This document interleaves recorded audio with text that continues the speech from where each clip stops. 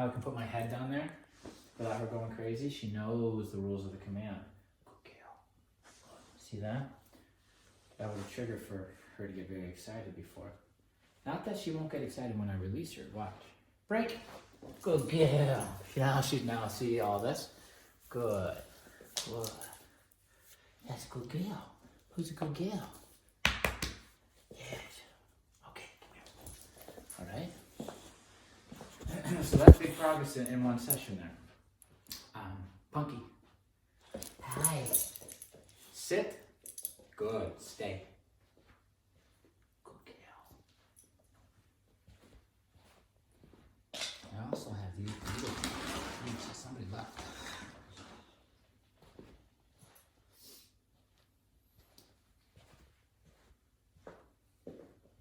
No.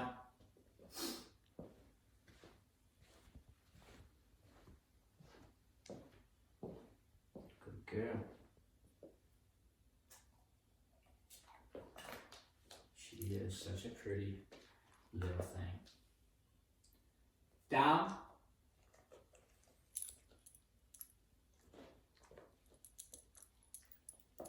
Good girl. Stay.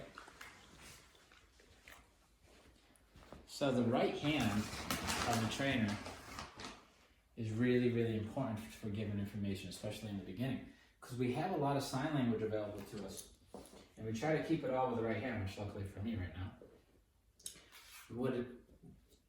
Essentially, how we use it, it feels very natural for a lot of people. Let me give you an example. Break. Watch my right hand. If I want her to come to me, she already knows to follow it. If I want her to sit, it's an upward motion. Good girl. If I want her to stay, it's that motion that everybody knows, the stop sign motion, stop. And then down is simply waving it downwards. Good girl. And then also we have the pointed finger to tell her where to go. So I can tell her to go to place by pointing to the place bed. Punky. And the name, by the way, gets her to look at me, so then I can then tell her what to do. Good care. Place. Good. And from there, your hand. Isn't that cool? Dogs pick up on that stuff really, really, really fast. So that can kind of help you in the beginning of training to give them that extra layer of communication. It fades away over time. They don't need that hand gesture. Break. Good girl. Now, today, we're going to turn up the distractions. No. Good. Did you see that? How I said no, I tapped on the e-collar, she put herself back in the sit. That's a very important part of the foundation. No simply means to, when she's in a command, to default back into what she was doing last, okay? Whoa, girl. So all this, you see that she's got her thinking cap on, you can see it. You can see that she's thinking, she's trying, and this is what we really like. Caught herself. Good girl. Good girl. Come. Good girl. Sit. Nice. That stays starting to become very much. So the reason why I'm using food today is because I want her to see something she really wants badly and still remain calm and not get too wiggly, okay? Because I could easily just reward with petting. She loves that. But I noticed that she's really crazy about food, so I can do things like this.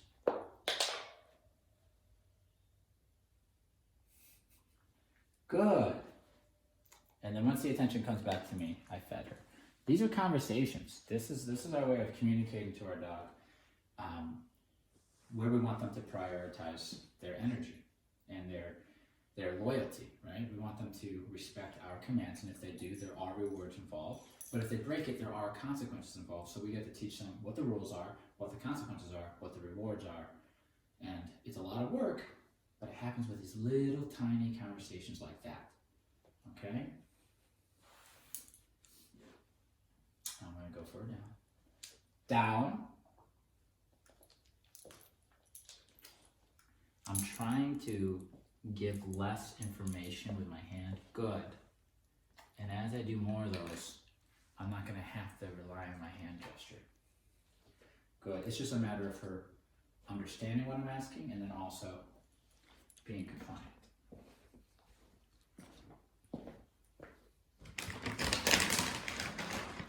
She's learning the game, and the game is to get what you want, you have to have the permission of the handler or owner, whoever's working with you. Come. Good. Sit. Good girl. I'll make her work for this one. I'm going to do a circle around her. No. Good. Because we have to continue to progress every day. Good. Which means we have to make things a little bit more challenging every session. Once it becomes easy, we got to up the challenge. Punky. Good girl. Down. You're going to watch. Good. Nice. She is doing really, really well. Her mind is exactly where I want it to be. These little errors are just that. They're just little mistakes, and they're opportunities for me to say, nope, not that. But if you notice, again, like we talk about tone, there's a reason why I'm saying it deep and it's loud. And then when I'm praising her, I'm going soft and kind of very, almost like a soft version of baby talk, like, good girl. Because that's contrast. That lets her know that when I'm talking to you like this, I'm very happy with what you're doing. If I go low, that means you gotta check into what you're doing right now because I disagree with it. And it's a very easy way for them to understand what the human's saying. Even though they don't understand the word maybe right off the bat, they understand tone. Good girl. Reward her with these nice healthy treats here. I like these treats because they're natural and they don't upset the dog's stomach. But they are pricey. Sometimes there's a price to pay for that kind of quality. Good girl. I'm going to try something she hasn't done yet, which is from that down, I'm going to ask her to go to place. Punky. Good girl. Place. Good. The pointed finger. Studies show that dogs follow a pointed finger better than infants and chimpanzees. So, use it. Down. No. Place. Good girl. The air kicked in and it spooked her. Good girl. I'm going to wait for that to be less scary. Good job. Good girl. Yeah. Quite the noise. Hey, you hear that? First time I heard that noise, it got me too. I was like, what? It's a loud air system. No. Good girl. Good. Down. Down.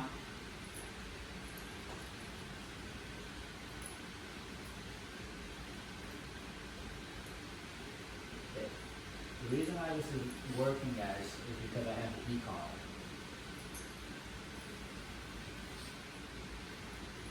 I don't have to rely on asking without consequence or getting a better treat. I simply tap on the e-collar when she's not giving me all of her effort. And if the number wasn't working, which it wasn't, I dialed up. Every time I asked her to down, I went slightly higher on the e-collar until the number on the e-collar got to the point where she said, I'm going to prioritize turning that off over top of responding to the sound. That's why I eventually got what I wanted there. It wouldn't have worked without some type of consequence to get her to prioritize me. Good, good. Very good. So that also tells me that she's young and she scoops easy. So as these commands get more solid and she understands them fully, we'll be adding in a lot of distractions like that. Knocks on the door, bangs, random bangs, noises, to teach her that even though you hear that and you kind of get a quick spook, you can't break your command, which is part of our training anyways, because the world is full of spooky noises and bangs, and we want to teach our dogs to hear it, to stay in command. Good, really well. Break. Nice. That was a nice little run we had there. Good. And I feel like her attention span is longer and longer and longer each session. So when it comes to a dog's attention span, you can increase it the more you expect from them. So if you expect them to pay attention a little longer today than yesterday, then you'll get it. If you say, well, she's not supposed to be paying attention because she's young, then she won't pay attention. But believe it or not, you can get these guys to work for quite a long time. Good girl. Good girl.